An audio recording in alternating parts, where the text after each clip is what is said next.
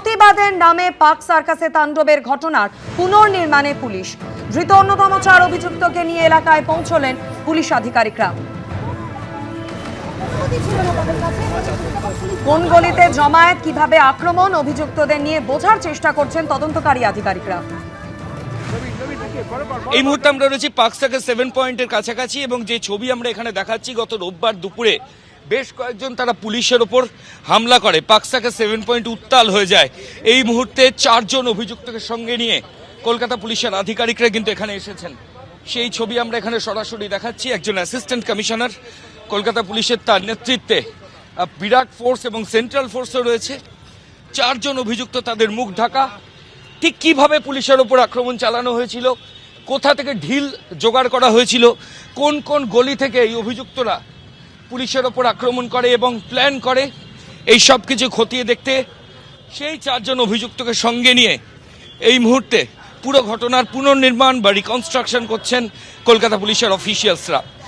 আমরা বড় অপরাধের ক্ষেত্রে পুনর্নির্মাণ দেখেছি, কিন্তু এই ধরনের অপরাধের ক্ষেত্রে এই ধরনের পুনর্নির্মাণ করে গোটা ঘটনা বোঝা, এটা কিন্তু এর আগে সাম্প্রতিক অতীতে কখনো দেখা যায়নি।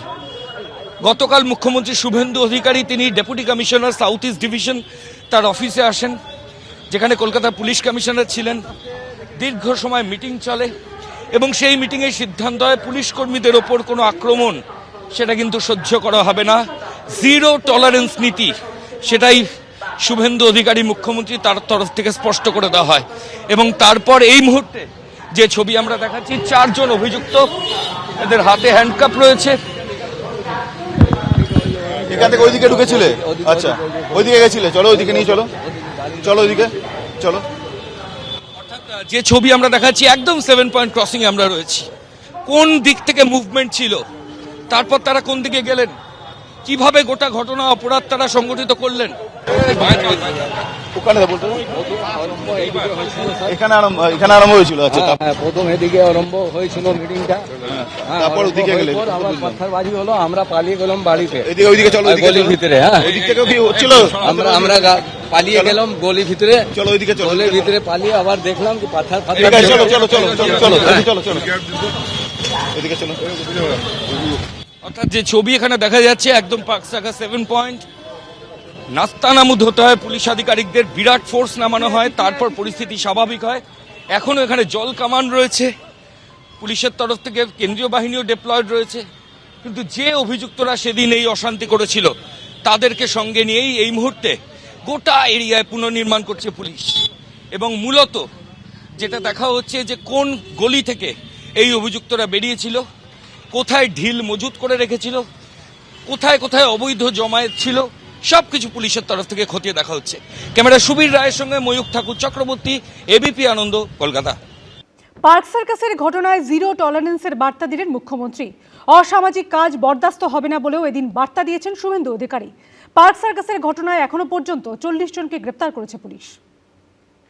Clear message, zero tolerance. অশান্তি রুখতে মুখ্যমন্ত্রীর কড়া বার্তা, জিরো টলারেন্সের হুঁশিয়ারি দিলেন শুভেন্দু অধিকারী।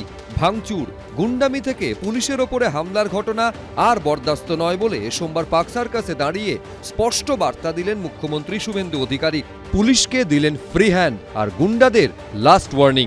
পার্ক সার্কাসের বুকে দাঁড়িয়ে ছাড়লেন হুঙ্কার। হঠাৎ করে কিছু লোককে জড়ো করে ধর্মীয় স্লোগান দিয়ে পাথর ছোড়া, এটা কাজ শ্রীনগরেও বন্ধ হয়ে গেছে। আমার মনে হয় পশ্চিমবঙ্গে বা কলকাতাতে এটাও বন্ধ হওয়ার খুব দরকার রয়েছে। রবিবার দুপুরে অশান্ত হয় পার্ক সার্কাস। দুষ্কৃতী দৌরাত্মে রণক্ষেত্রের চেহারা নেয় এলাকা। বেআইনিভাবে রাস্তা অবরোধ, আর তা তুলতে এলে পুলিশের ওপরে আক্রমণ। পুলিশ ও কেন্দ্রীয় বাহিনীর জওয়ানদের গাড়ি ভাঙচুর থেকে ইটবৃষ্টি, কিছুই বাদ যায়নি। পাল্টা লাঠিচার্জ করে পুলিশও। পার্ক সার্কাসের ঘটনায় বেশ কয়েকজন পুলিশ কর্মী ও 2 জন সিআরপিএফের জওয়ান আহত হয়েছেন। সোমবার তাদের সঙ্গে কথা বলতে পার্ক সার্কাসে সাউথ ইস্ট ডিভিশনের ডিসির অফিসে আসেন মুখ্যমন্ত্রী। সঙ্গে ছিলেন সিপি সহ কলকাতা পুলিশের উচ্চপদস্থ কর্তারা। আহত পুলিশ কর্মী এবং জখম সিআরপিএফ জওয়ানদের সঙ্গে কথা বলেন শুভেন্দু অধিকারী। এরপর গুন্ডামি রুখতে কড়া বার্তা দেন মুখ্যমন্ত্রী। মুখ্যমন্ত্রী হিসেবে এবং পুলিশ মন্ত্রী হিসেবে শুভেন্দু অধিকারী তিনি কিন্তু আজ পার্ক সার্কাস 7 পয়েন্টসে ডিসি সাউথ ইস্ট ডিভিশনের অফিসে আসেন এবং সেখানে কিন্তু গতকাল যে রণক্ষেত্রের চেহারা নিয়েছিল পার্ক সার্কাস 7 পয়েন্টস, একটি ধর্মীয় ভাবাবেগকে সামনে রেখে রীতিমতো যেভাবে উত্তেজনা তৈরি হয়েছিল এবং যে ক্ষেত্রে পুলিশকে লক্ষ্য করে ইটপাটকেল ছোড়া, পাথর ছোড়া হয়েছিল, তারই প্রতিবাদে কিন্তু মুখ্যমন্ত্রী সরাসরি পুলিশকে বার্তা দিলেন, পুলিশ যেন কোনো রকম কোনো ধর্ম, কোনো রাজনৈতিক দল, কোনো রং না দেখে একেবারে সরাসরি পদক্ষেপ গ্রহণ করে। এই কাজগুলো থেকে বিরত থাকুন। যদি মনে করেন আগের সরকার আছে, আগের নিয়ম আছে, আগের মতো পুলিশকে, ফোর্সকে হাত পা বেঁধে রেখে দেওয়া হবে, তাহলে কিন্তু ভুল করবেন। তো ক্লিয়ার মেসেজ, জিরো টলারেন্স এই ধরনের ভ্যান্ডালিজম, হুলিগানিজম, রাউডিজম এবং anti national, anti social activities we are not allowed. পাক সার্কাস কাণ্ডে এখনো পর্যন্ত নাগমা, চাঁদনি বেগম, মোহাম্মদ কাইফ, ওয়াসিম আজহার, মোহাম্মদ শামীম সহ 40 জনকে গ্রেফতার করেছে পুলিশ। पार्क सर्कस में काल जो किया हमारी पुलिस भाई का साथ, आपको भुगतना पड़ेगा, बहुत जोर भुगतना पड़ेगा। पुलिस के ऊपर पत्थरबाजी करेगा तो सबक सिखाने काम भारतीय जनता पार्टी का सरकार करेगा। और आसनसोल में फाड़ी में तोड़फोड़ कर दिया ना, 200% वसूली होगा। जो किया है उसको पकड़ से निकाल के करूंगा। আগের প্রশাসন যেটা ছিল পুলিশকে একদম ক্রিপল করে রেখেছিল, পঙ্গু করে রেখেছিল। কালকের দেখো ঘটনা, পার্ক সার্কাসের ঘটনা, পুলিশ ইমিডিয়েটলি অ্যাকশন স্টার্ট করে এবং 45 মিনিট থেকে 1 ঘন্টার মধ্যে সিচুয়েশন কন্ট্রোল করে, ট্যাঞ্জিবল নাম্বার অফ অ্যারেস্ট করে। পাক সার্কাসের ঘটনায় বেআইনি জমায়েত, হিংসা ছড়ানো, মারাত্মক অস্ত্র নিয়ে অশান্তি করা, সরকারি কর্মীদের কাজে বাধা, তাদের মারধর করা, সরকারি সম্পত্তি নষ্ট এবং ক্ষতিপূরণ আদায় সংক্রান্ত আইনে মামলা রুজু করা হয়েছে।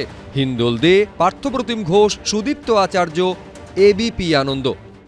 ফের একবার তেলের দাম বাড়তেই প্রধানমন্ত্রীকে নিশানা করেছে কংগ্রেস। দলের তরফে সোশ্যাল মিডিয়ায় পোস্ট করে লেখা হয়েছে, মূল্য বৃদ্ধি ম্যান, মোদির চাবুক আবার চলল। মোদি গত 4 দিনে 4 টাকা বাড়িয়ে দিয়েছেন। এ তো সবে শুরু। মূল্য বৃদ্ধি ম্যান এখনো আরও উসুল করবে, কারণ নির্বাচন শেষ হয়ে গেছে।